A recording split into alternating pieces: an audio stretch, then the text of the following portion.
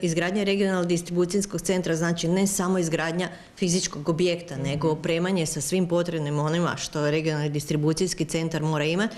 To su znači komore za hlađenje koje su u low režimu i u dinamičkoj atmosferi, kao i nabavka potrebne opreme koja se odnosi na linije za sortiranje, pakiranje, odnosno pripremu i voća i povrća za tržište.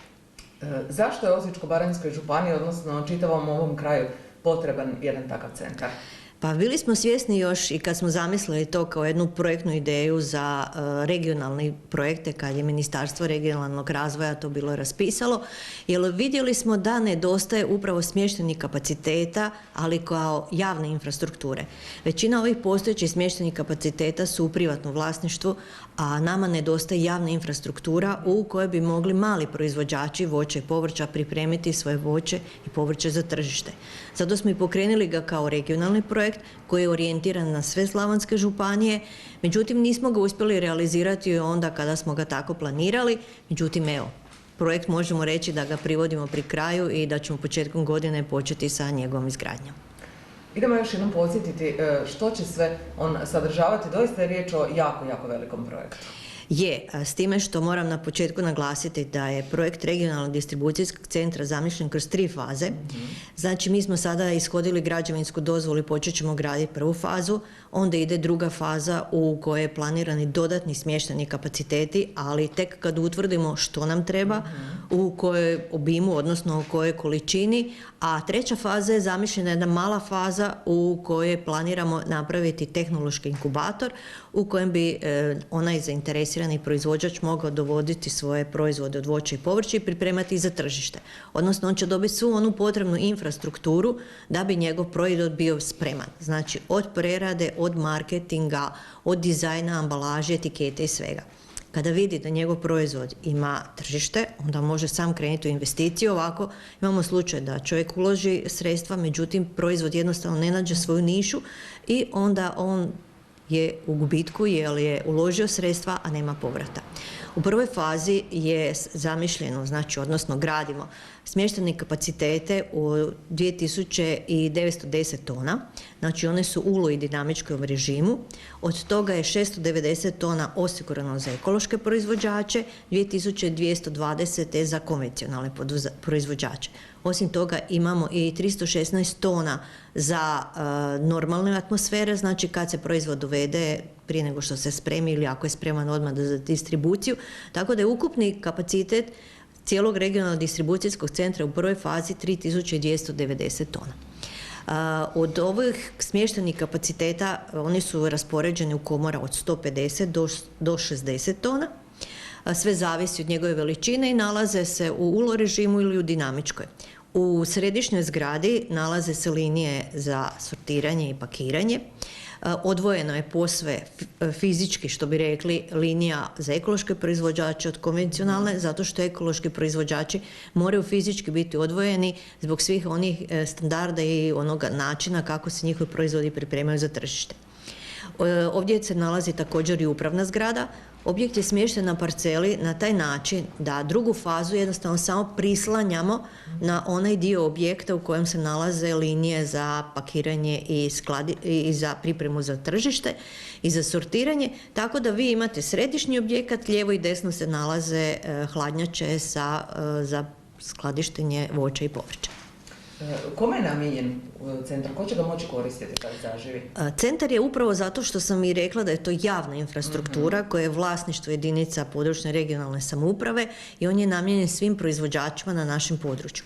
Znači oni će moći dolaziti u naš regionalni distribucijski centar, dovoziti svoje voće, pripremati za tržište onako kako oni žele, da li će to biti u gajbama, u vrećicama, da li će to biti u posudama, onako, sve kako oni pripreme i oni će zato plaćati određeni trošak. Mi smo i napravili studiju. Ja mislim da je u studiji rečeno da je to negdje oko 2 kune ukupan trošak da njegov proizvod se i skladišti i pripremi za tržište po kilogramu. Naravno da će i županija se uključiti na način da ćemo subvencionirati našim proizvođačima taj njihov trošak, tako da im taj trošak bude još manji i da bi mogli ostvariti onu dodatnu zaradu. Jer vi sad imate situaciju da čovjek ima vrhunski proizvod, međutim on nema gdje ga skladištiti i on prodaje svoje voće ili povrće po niskim cijenama, a u trenutku kad su cijene visoke, on tog voća ili povrća više nema. Znači, mi ćemo omogućiti da ostvari onu zaradu koja stvarno njemu kao proizvođaču i pripada i na taj način mi se nadamo da će ponovo vratiti neke voćnjake na područje naše županije, jer upravo zbog nedostatka skladišnih kapaciteta naši proizvođači su i vadili svoje voćnjake, tako da smo izgubili određene površine. Ima li nešto slično na ovom širem području? Kod nas naravno nema. Kod nas nema, jedino zagrebački voćnjaci imaju takav jedan sličan objekat, međutim nema sve one sadržaje što smo mi ovdje zamislili i upravo zato smo ga i nazvali regionalni distribucijski, ali on bi trebao biti i temelj, što bi mi rekli, stvaranju proizvođačke organizacije.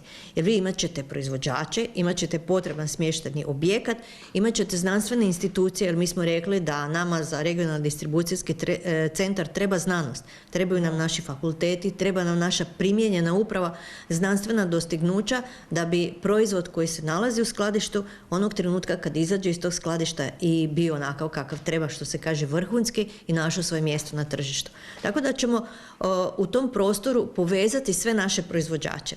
Ja sam par puta i rekla da u stvari regionalni distribucijski centar može biti u stvari mjesto gdje ćemo mi organizirati našu proizvodnju.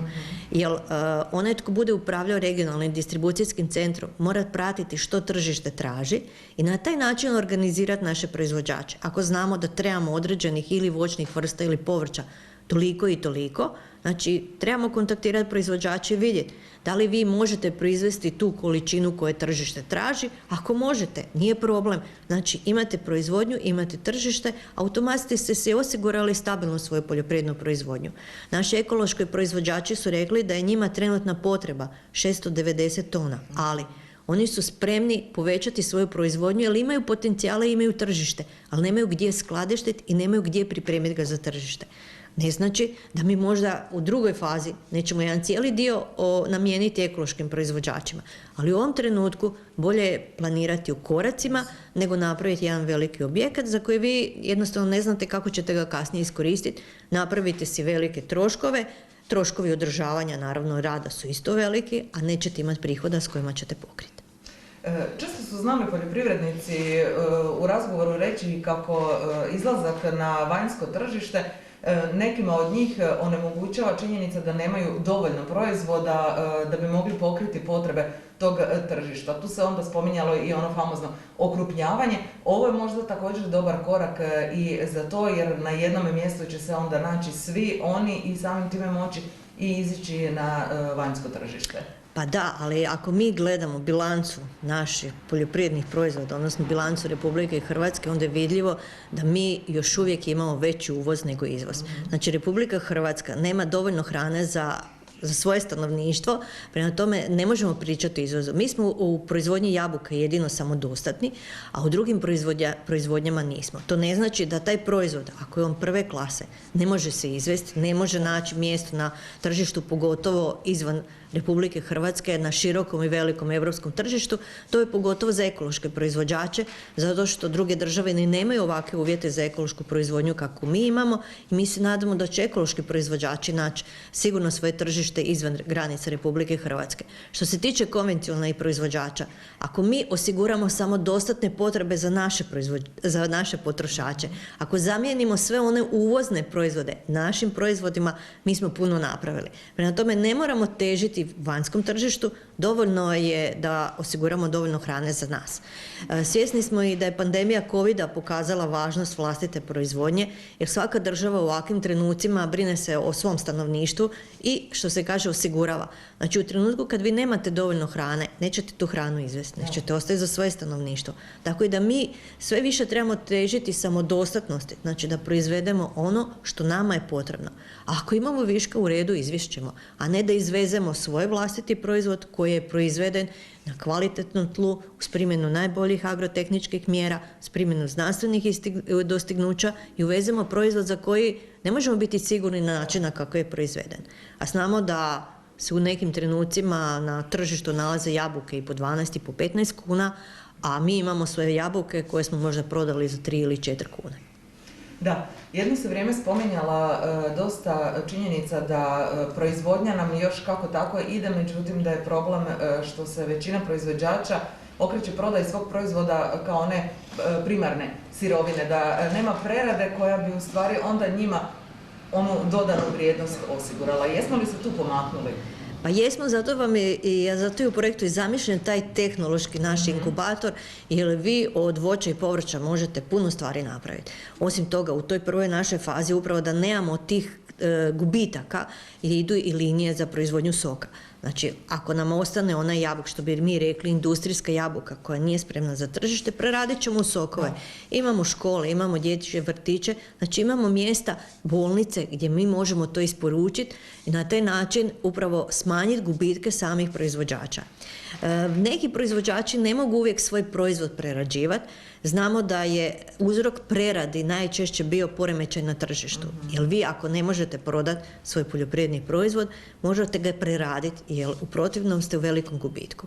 Mi se nadamo da će prerada polako sve više i više se povećavati. Prema potporama koje mi odobravamo iz županijskog proračuna vidljivo su sve veće ulaganja pogone za preradu, naročito u pogone za preradu mesa, mlijeka, imamo i dijelovi pogona koji su upravo vezani za prerade povrća.